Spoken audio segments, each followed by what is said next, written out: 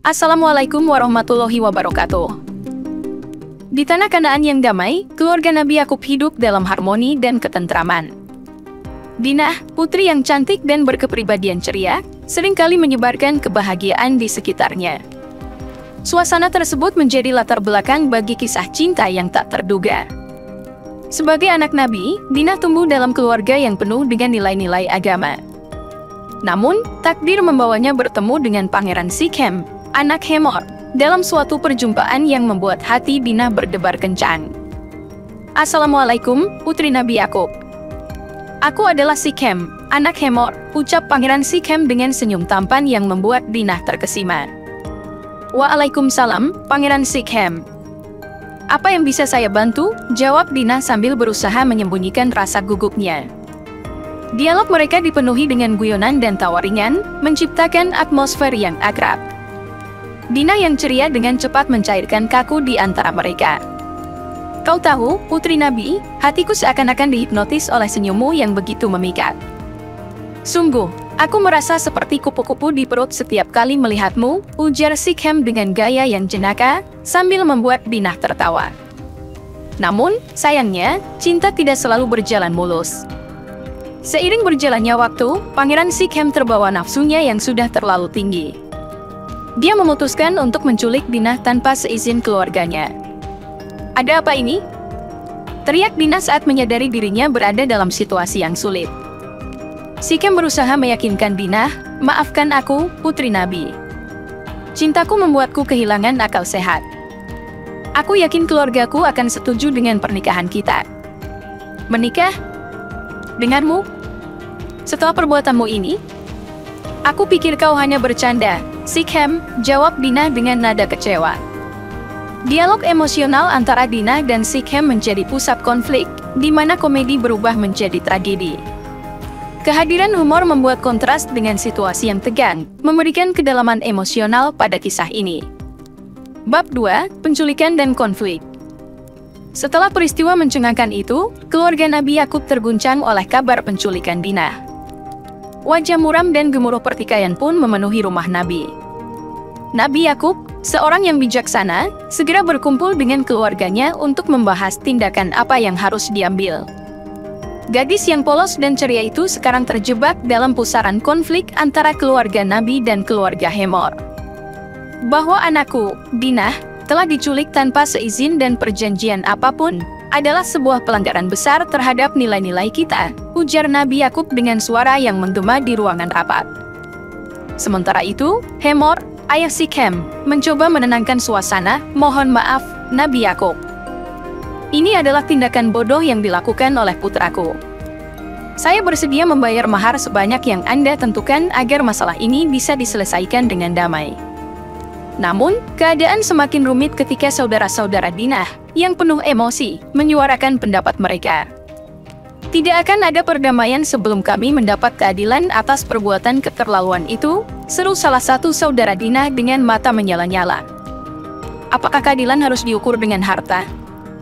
Tidakkah hati nurani kita lebih berharga daripada sejumput kekayaan? Tanya saudara yang lain, menciptakan dialog tajam dan konflik batin di antara keluarga Nabi.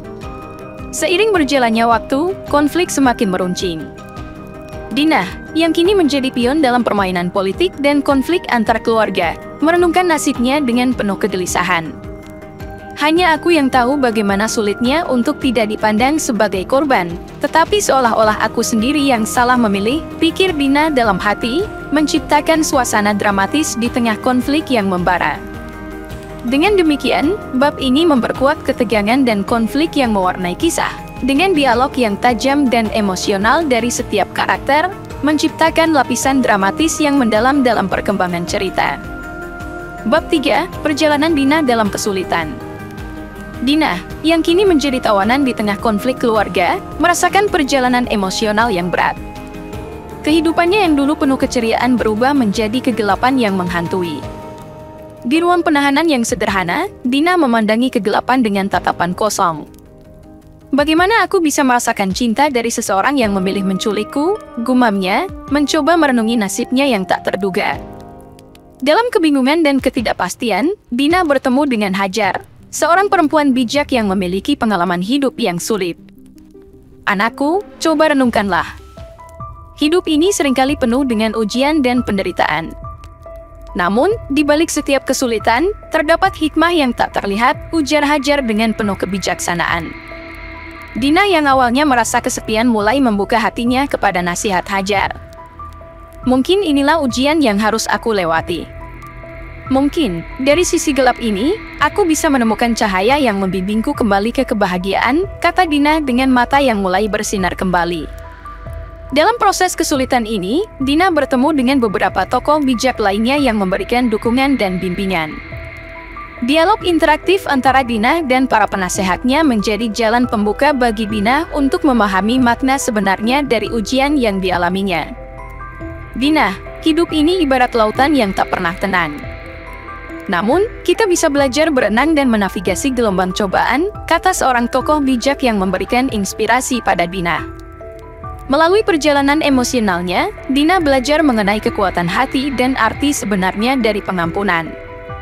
Dialog-dialog penuh makna ini membawa nuansa dramatis dan mendalam ke dalam kisah, memberikan dimensi yang lebih kompleks pada karakter Dina.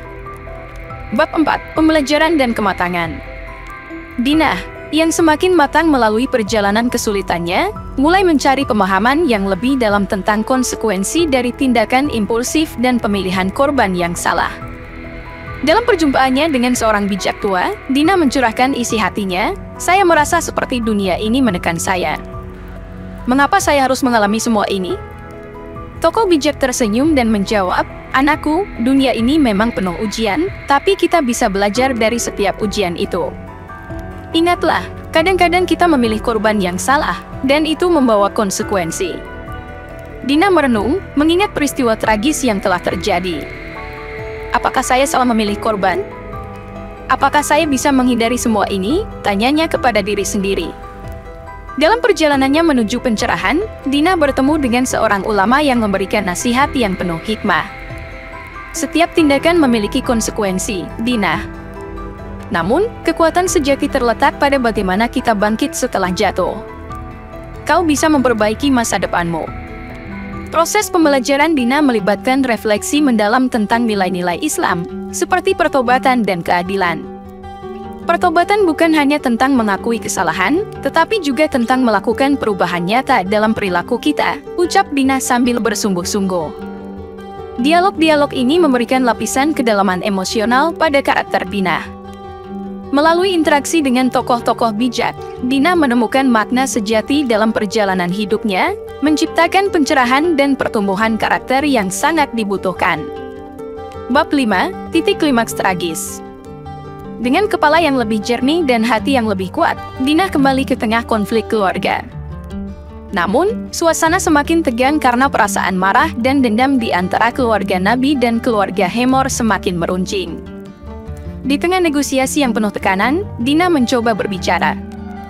Keluarga Hemor, saya bukanlah objek yang bisa dipertukarkan atau dihargai dengan harta.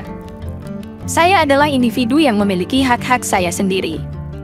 Namun, suasana semakin memanas, dan pada suatu malam, kejadian tragis pun terjadi. Sikhem, penuh penyesalan atas perbuatannya, mencoba mendekati Dina untuk meminta maaf. Saya tahu saya telah salah. Saya ingin memperbaiki semuanya, Dina, ucap Sikhem dengan nada yang penuh penyesalan. Namun, pertemuan tersebut berakhir dengan tragedi yang tidak terduga. Ketegangan di antara keluarga Nabi dan keluarga Hemor mencapai titik puncak, dan Dina harus menyaksikan peristiwa tragis yang melibatkan dirinya, Sikhem, dan kedua keluarga. Sungguh, kehidupan ini penuh dengan ujian dan cobaan yang sulit dipahami, gumam Dina dalam hati, sambil menyaksikan konsekuensi dari peristiwa tragis tersebut. Peristiwa ini menjadi puncak klimaks yang mengguncang hati pembaca, menciptakan ketegangan yang mendalam dan memicu refleksi mengenai nilai-nilai kehidupan. Dialog emosional antara karakter-karakter utama menjadi kunci untuk mengungkapkan nuansa dramatis dan tragis dalam perjalanan Dina. Bab 6. Hikmah dan renungan. Setelah tragedi yang mengguncang, tanah Kanaan berduka. Dina, yang selamat dari peristiwa tragis tersebut, kini ditempatkan di persimpangan antara kehidupan dan kematian, antara kemarahan dan pengampunan. Dalam suasana hening dan duka, Dina bertemu dengan seorang sufi tua yang melihat dalam dirinya lebih dari sekadar korban. Hidup ini adalah perjalanan panjang, Dina. Terkadang kita terjatuh, tetapi kita juga bisa bangkit dan menemukan makna yang lebih dalam. Dina mengangguk, merenungkan kata-kata bijak sufi itu. Hikmah terletak dalam kemampuan kita untuk mengambil hikmah dari setiap ujian yang kita alami, lanjut sufi itu, sambil menyentuh hati Dina dengan bijak. Melalui refleksi mendalam, Dina mulai memahami hikmah dari setiap peristiwa yang menimpanya. Saya belajar tentang cinta, keadilan, dan pengampunan. Hidup ini memang penuh ujian, tetapi setiap ujian membawa hikmah yang tak terduga. Pada akhirnya, Dina berdiri di atas bukit tanah Kanaan, melihat ke horizon yang belum diketahui. Kisah ini adalah bagian dari perjalanan hidup saya. Saya tidak akan membiarkan diri saya terbelenggu oleh rasa marah atau dendam. Sebaliknya, saya akan menggunakan pengalaman ini untuk tumbuh dan menginspirasi orang lain. Dialog introspektif ini memberikan penutup yang penuh makna pada kisah Dina. Sufi tua itu melambangkan kebijaksanaan yang membimbing Dina menuju pemahaman yang lebih dalam tentang dirinya dan kehidupan. Sebagai penutup, Dina mengajak pembaca untuk merenung dan memetik hikmah dari perjalanan emosional yang telah dia lalui, menciptakan kesan mendalam yang akan terus menggema dalam hati pembaca. Semoga kisah ini bisa menginspirasi kita semua. Wassalamualaikum warahmatullahi wabarakatuh.